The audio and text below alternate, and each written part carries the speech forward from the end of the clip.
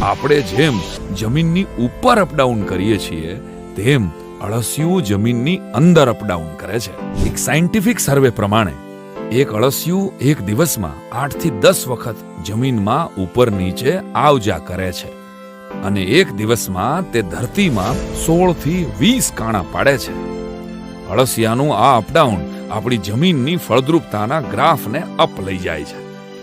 બીજી એક ફાયદાની વાત, અળસિયાના અપડાઉનને લીધે જ મહત્તમ પાણી જમીનની અંદર ઉતરે છે અને પાણીનો સંગ્રહ થાય છે. દેશના કિસાનને કારણે આપણા મોઢા સુધી કોળિયા પહોંચે છે. તેવી જ રીતે અળસિયા પાકના મૂળ સુધી પહોંચી તેને મોંમાં કોળિયા આપે છે. તો જેટલો આપણને સૌને કિસાન વહાલો છે એટલા કિસાનને અળસિયા વહાલા લાગવા જોઈએ કે નહીં? શું કહો છો? વિશ્વભરમાં અળસિયાની 4200 થી વધારે